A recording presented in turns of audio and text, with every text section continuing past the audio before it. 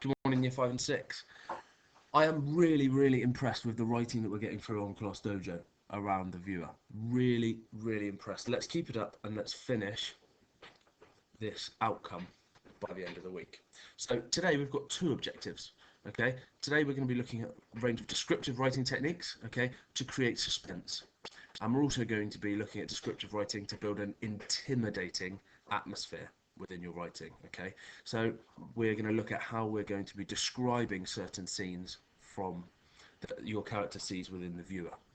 Now, the first thing that all of you are going to have is your character seeing a storm, okay? And we're going to really look today at how we're going to describe that.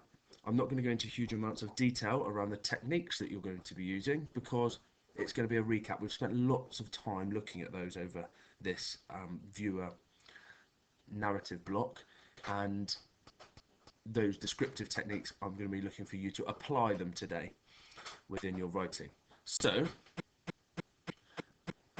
we're going to be looking at this part of the story where the storm is seen through the viewer.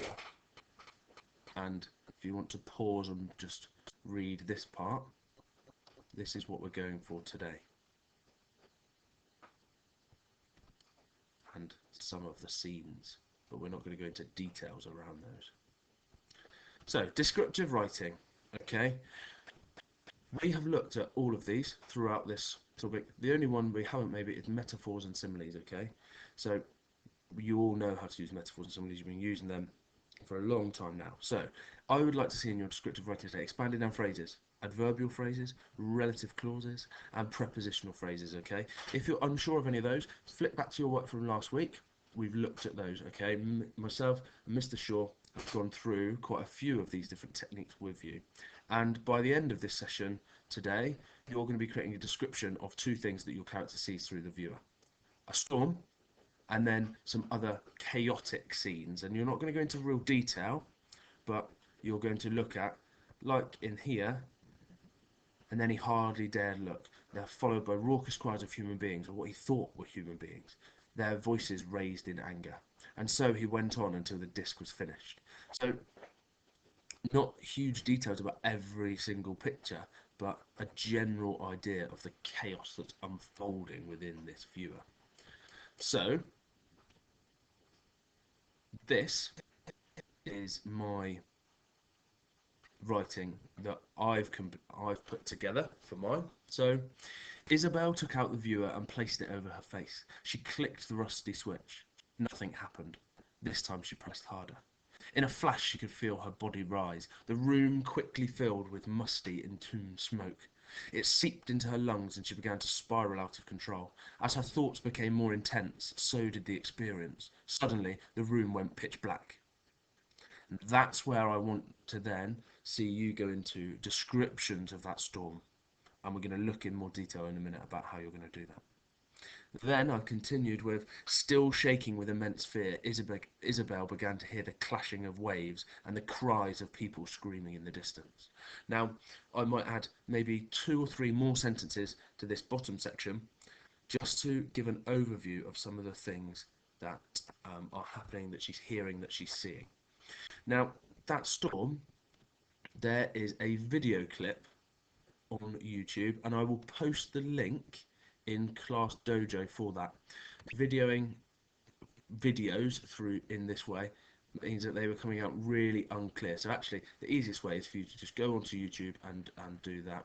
This is what the video looks like. It's created by a company who makes sound effects for film. So there's an advert before and an advert after, but the middle section, okay, really gives you a feeling for what that storm is like. So the link is down here, but I will copy and paste that link into Class Dojo so that you can follow the link straight to the video. Now, once you're watching the video, I want you to think about, if you were seeing this, what do you see? What can you hear? Okay, what would you be able to smell if you were there? How would you be feeling?